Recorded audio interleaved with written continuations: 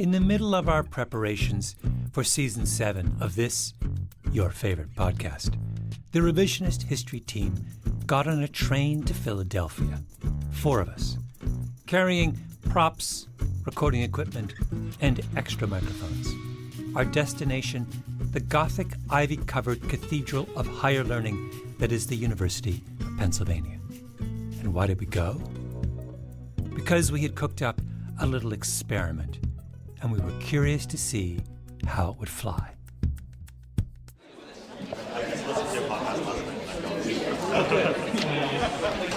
Thank you. Welcome to Fulda. Thank you. We commandeered one of the main lecture halls at the Wharton School, invited 75 or so students, all seniors, smart, focused, disciplined, future masters of the universe, and asked them to answer 10 simple questions, such as, how many years of your K-12 education were a public school, and how many were a private school?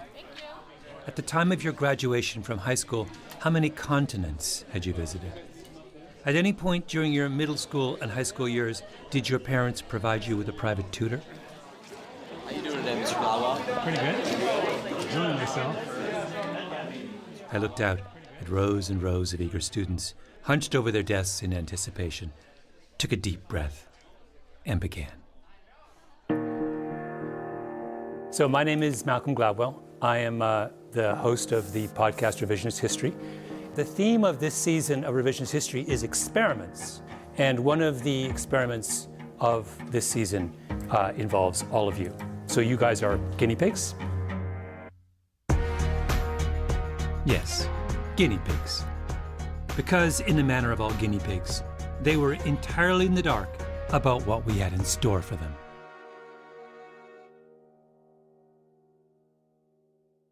And as you probably guessed from some of the questions that you were given, what I'm trying to do is I'm conducting an experimental investigation into the nature of the privilege of the people in this room. The students quickly finished the questionnaires and put their names and birth dates at the top. My producers, Eloise and Harrison, are sitting at a big table at the front of the room in full view of all the guinea pigs. They go through the completed questionnaires, one by one, and use the answers to generate a number, a score, which they write on a giant white sticker with a big fat Sharpie. And now the real experiment begins. I'm going to assign every one of you a number.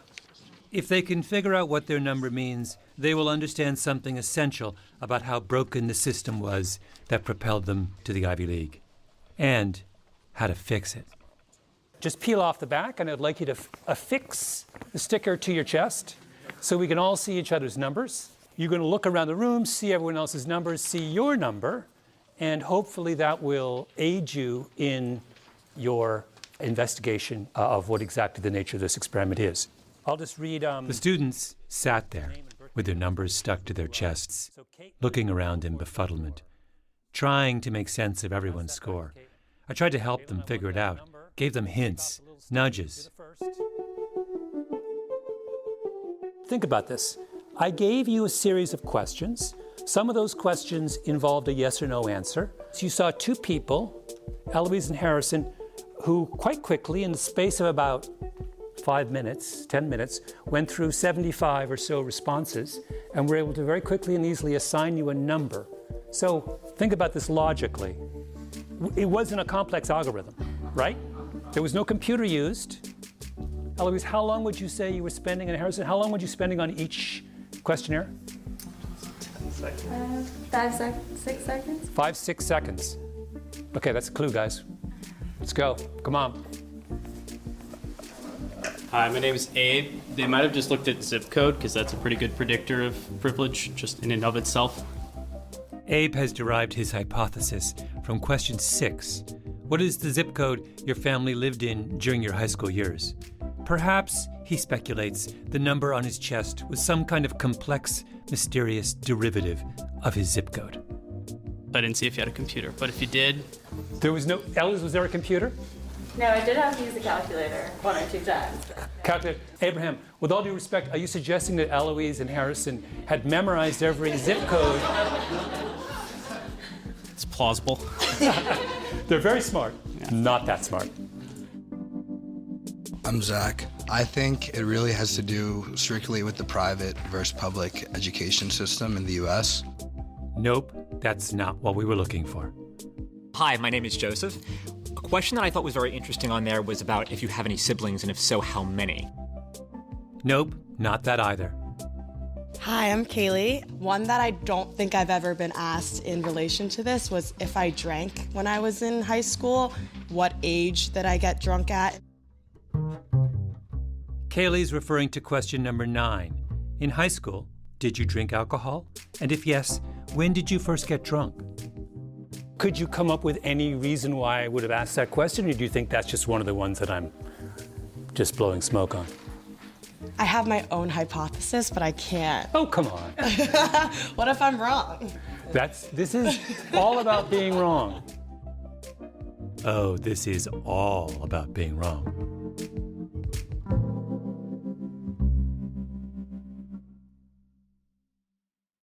Once upon a time, in 2008, I wrote a book called Outliers, the first chapter of which was devoted to a phenomenon discovered in the 1980s by the Canadian psychologist Roger Barnsley.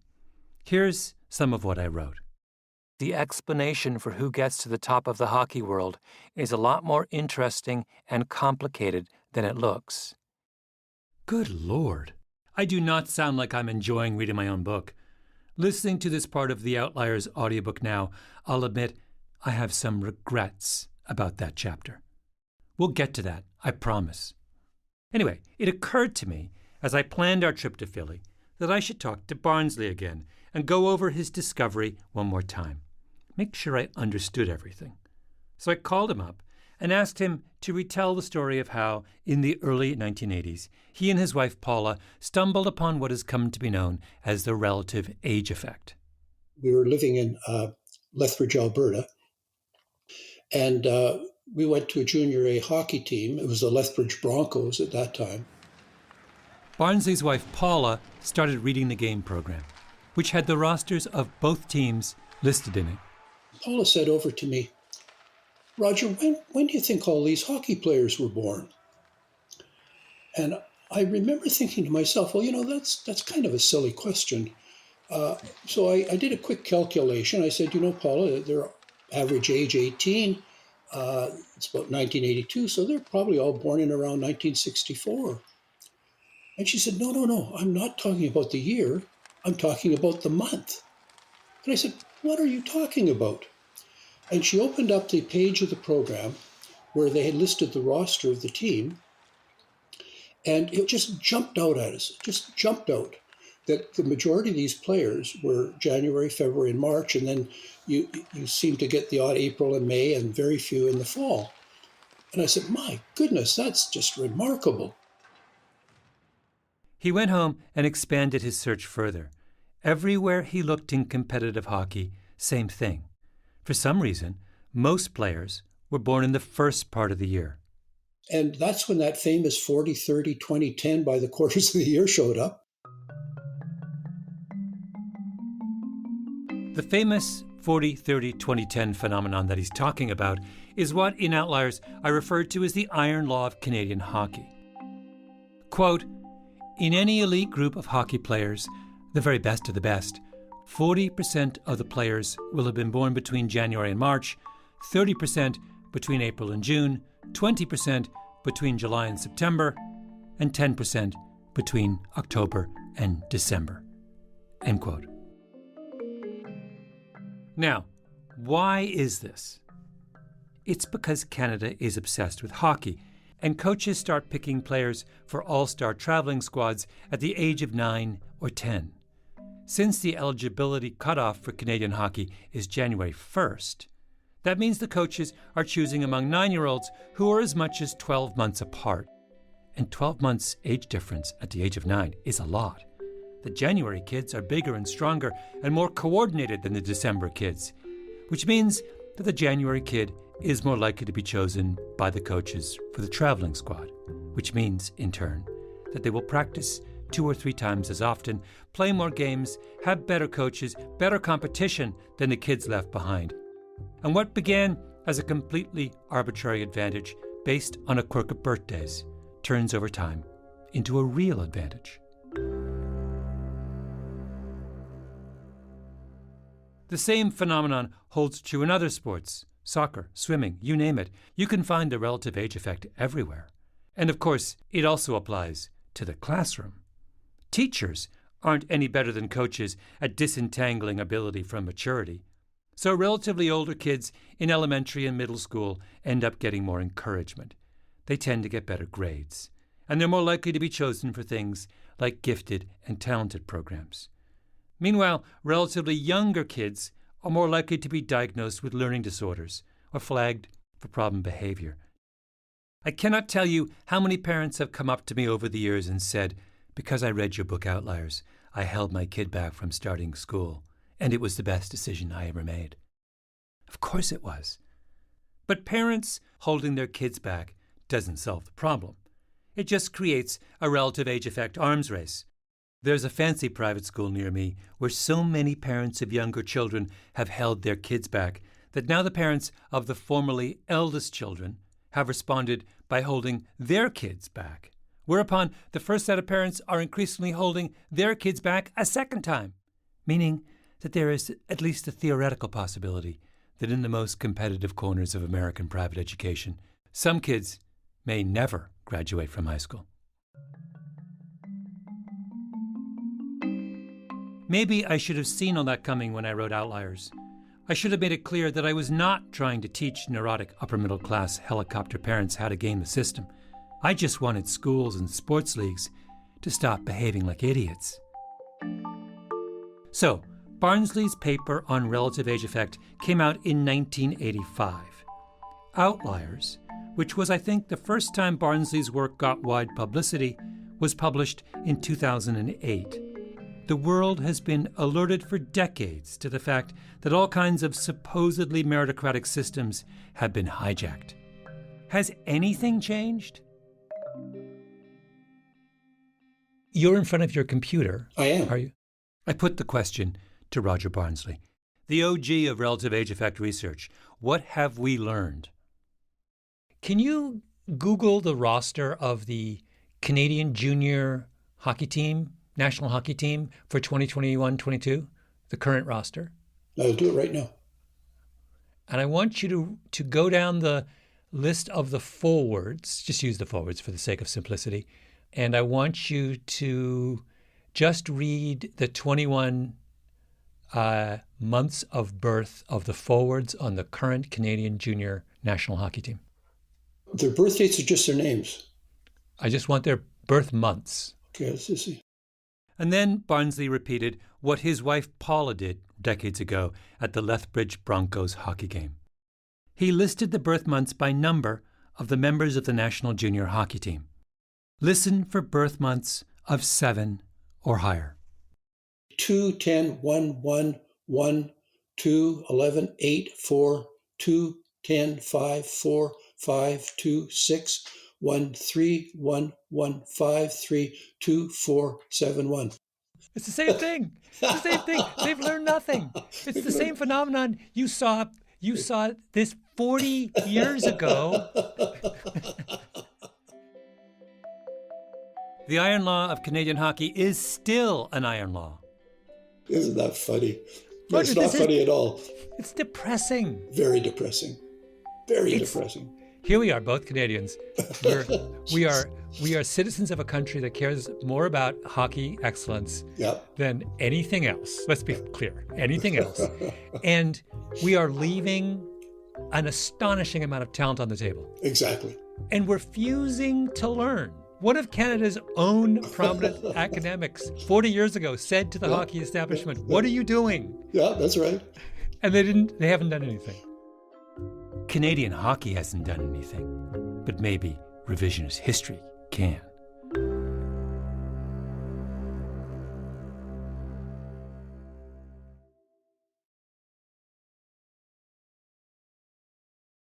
The inspiration for the Revisionist History Wharton School Relative Age Effect experiment came to me when I was talking to Adam Kelly, former footballer turned university professor.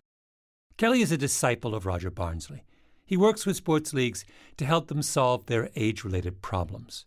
like England's Basketball Federation, which spent a small fortune setting up regional centres to identify promising players. We looked at the proportion of players who were selected into those talent centres across the nation, and that was at age groups selected from 13 to 15, both at male and female. And those who were born in birth quarter 1 were 10 times more likely to be selected. 10 times? Birth quarter 1 is the 3 months closest to the English basketball eligibility cutoff date. Yeah, which is absolutely crazy, isn't it? Same old story. The talent spotters thought they were picking the most promising players, but in fact, they were just picking the oldest kids, because the oldest kids were, of course, the tallest and most coordinated. Anyway, Kelly's also thought a lot about education. Why is everyone taking their exam at exactly the same time? Like, surely we should all be taking it, at that same time within our lifespan. So if you're born in August, you're taking your exam almost 12 months earlier than someone who's born in September. So that person's had 12 months more learning than you. Which is super obvious when you think about it. In New York State, all the big elementary school math and English standardized tests are in late March, early April. We're talking third graders, 8 and 9-year-olds. At that age, kids get smarter every week. Yet we're trying to assess kids by their test scores, and some of the kids we're judging have been around as much as a year longer than other kids. Why don't we have the January kids all take the test in January and the February kids in February, and on down the line? I have no idea. Honestly, no idea. So I gathered the research arm of Revisionist History with our props, recording equipment, and extra microphones, and headed for the Gothic, ivy-covered cathedral of higher learning that is the University of Pennsylvania, to see if a group of really, really smart young people can figure out the importance of the month when they happen to be born. Turn over your pieces of paper. Put the name at the top. And once you're finished, we will collect them. And then we will commence the exercise. So, we give out our elaborate questionnaire. But secretly, all we're interested in is people's birthdays.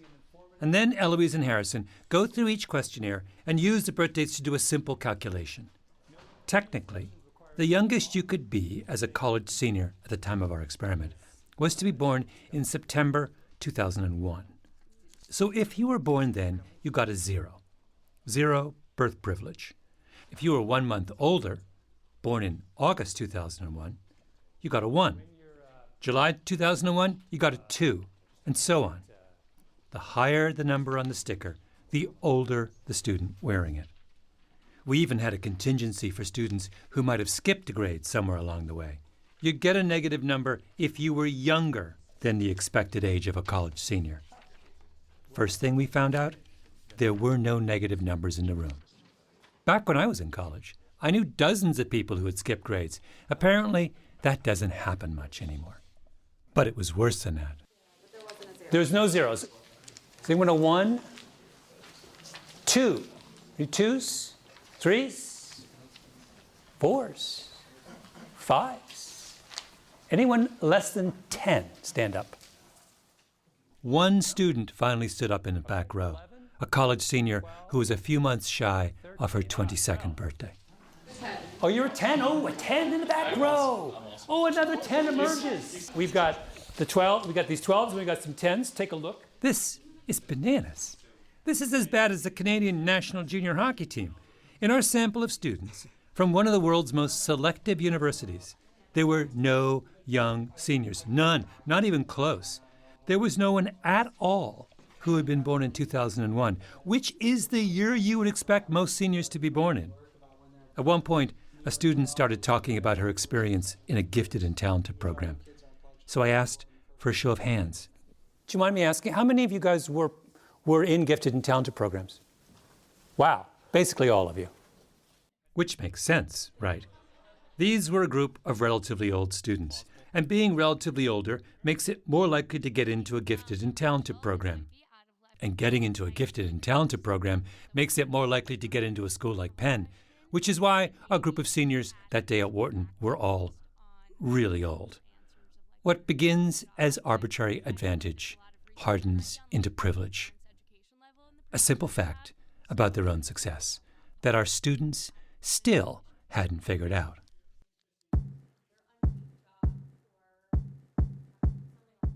I'm going to give you another clue, guys. The particular dimension of privilege we're interested in measuring, I'm going to say with a great deal of certainty, is in this room the most significant form of privilege or lack of it that you would have experienced as students. At this point, I've pulled out all the stops, trying to help them. I've had people with the highest numbers stand up. At one point, I made everyone with a number over 20 get up from their seats and line up against the wall. They were still guessing, but it was like they were throwing darts with a blindfold on. There were pretty clear demographic similarities at the top end of the spectrum. Racially was the most obvious in my eyes. Yeah. But also just in general that there were very few at the low end of the spectrum was also noteworthy. How do you feel about being in the higher number group as opposed to the lower number group? I mean, it's just a fact. Like, it is. It's I would say I'm coming into it. I'm aware of my privilege as a white woman, but I think it's about what you do with that privilege that's important. And then, after 40 minutes of floundering in the shallow end of the revisionist history research pool, a group of students in the front row put their heads together and then raised their hands. We have a hypothesis. That's Adam. Everyone in this front row group had the highest privilege score we handed out, 24 plus. Of course they figured it out first. They were the oldest students in the class. Next to Adam was Joseph. He was wearing a suit and a tie. We have a hypothesis, 24 plus, is that a significant factor here is age, our absolute age. Yes. Like, how old are you? Because we're all a bunch of old seniors over here. Yeah. Older than usual. Eureka! Phase 1 of the experiment was over. Now, phase 2. Because I intended to ask them if they wanted to do something about their arbitrary privilege.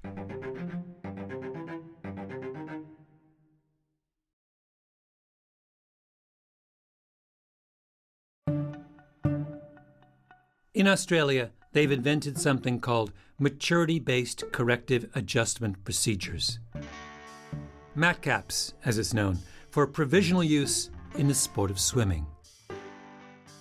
I will confess that I am madly in love with this idea. It turns out that if you take a bunch of measurements of kids and plug them into an equation, you can estimate their physical maturity quite accurately. So you don't have to rely on chronological age to assess someone's level of development. You can do one better and measure maturity directly. So what these equations do is they factor in indices like height, weight, chronological age, and sitting height, and they use those factors to then estimate how far away a particular individual is from that point of peak growth. That's Stephen Cobley, a professor at the University of Sydney who created MATCAPs along with his colleague Michael Roman. Here's how it works. Imagine we have two 14-year-old swimmers competing in a 100-meter freestyle, both with the exact same birthday, Joey and Tim. So these academics would first calculate the biological maturity status of each swimmer. That is, how far each one is from their estimated point of peak performance. So let's say, for example, Joey is actually 12 months less biologically mature than Tim at this exact moment. Then comes the cool part. Cobley then looks at thousands of data points for 14-year-olds swimming in the 100-meter freestyle and calculates what is 12 months of maturity worth on average in terms of swimming time for kids competing in that age group. He enters the data into the maturation-based corrective adjustment procedures algorithm, and presto, the procedure adjusts Joey's time to account for the fact that at the moment he raced Tim, he was 12 months behind developmentally. An adolescent swim meet in Cobley's ideal universe has two sets of results: the raw results and then the maturity-adjusted results. What you're doing is you're effectively lowering the time of the folks who are slightly behind in terms of their maturity status. Cobley did a test run of the Metcalfe's algorithm on a sample of 700 Australian swimmers, all boys competing in a 100-meter freestyle. The first thing he discovers is similar to what we found at Penn.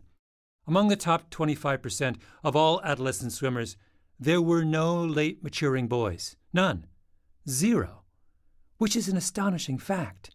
Australia is a country that takes swimming as seriously as Canada takes hockey, and they have basically decided to banish a big group of young swimmers from consideration just because their talent happens not to appear soon enough. When you looked at these 700 swimmers, in some sense, the damage has already been done. We've already chased away the slow developers. They've quit, they've got discouraged, they thought they were bad swimmers. They didn't realize they were simply behind. Yeah. So what happens when you run everyone's race times through the Metcalfe's algorithm, adjusting for maturity? The order of finish in every race changes. The really talented swimmers, who just happen to be slower to mature, now have a chance. They used to be lost to the system. Now you can tell who they are. Now you can go up to young Joey and say, I know you didn't make the final, but take a look at your Metcalfe's time. You might be the best swimmer out there. So what's the most somebody moved up? But we've seen large percentages. We've certainly seen big changes in ranks. So if we've got cases for events where someone who was outside, let's say, the top 20 suddenly was in the top 3. I read your paper, and the first thought I had was, oh, wow, this belongs in the classroom, right? When you identify who gets into special gifted and talented programs, or when you decide who just isn't smart enough, or when you look at who you discourage and who you encourage, you've got to be making the same mistake, right? Yeah, I think so. I think the cautionary bit that we have to remember is it's that old question of, yeah, but how far do we go? So if we are going to factor relative age in education or biological development in education adjustments, shouldn't we be factoring in other things that we know are influential? Absolutely. Why wouldn't we? Well, exactly. Why wouldn't we? If we've developed a better way of identifying talent, why wouldn't we want to use it everywhere? Back at Wharton, I climbed up on my soapbox. I talked about how Metcalfe's had freed swimmers from the tyranny of birthdays, communicated my enthusiasm for bringing the Australian Revolution to the shores of the United States. So in Australia, they started to do this. 11-year-olds are all swimming the 100-meter freestyle. We've got 12 kids. We have, an order of finish. Then they run the times through an algorithm and have a new order. Now, would you feel comfortable with all of your, if you go back to your K through 12 experiences, would you feel comfortable if they ran all of your test scores through an age correction algorithm?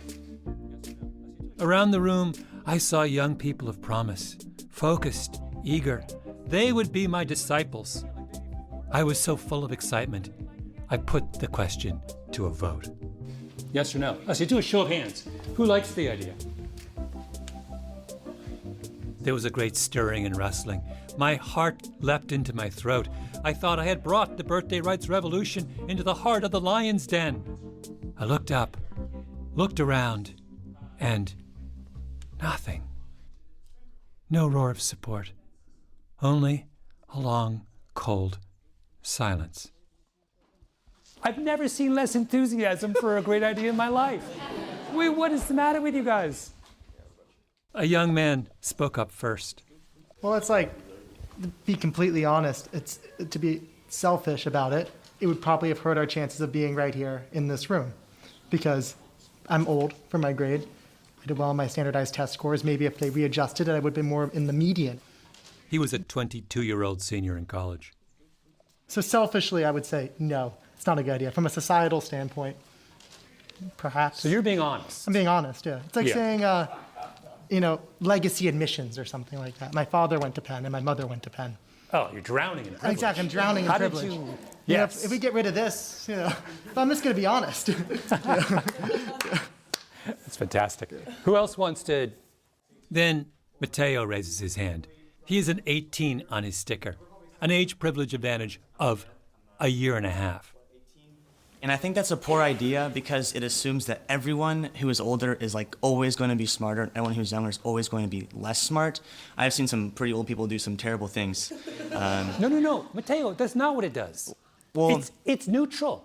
It just adjusts for the age gradient. But I want my score to be my score. But wait, I want to. Can I just harp on? You said you want your score to be your score. Yeah. But why is an adjusted score, a score that accounts for your degree of maturity, somehow less characteristic of who you are than an unadjusted score? I would have thought the opposite. A score that doesn't include information on your level of maturity would seem to be more artificial than one that does. I don't know. I guess I would want to look at the algorithm before I made an actual judgment, because I'd be surprised if I was okay with everything, theoretically, everything that the algorithm would say. The students stood up one by one, using their prodigious powers of analysis and imagination to come up with one objection after another.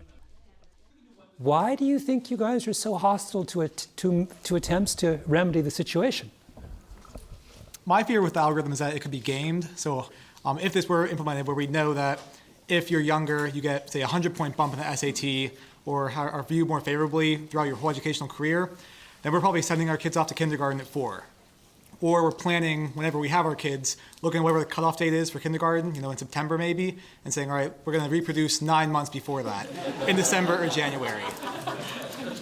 Yeah, but wait, it's the current system that's being gamed.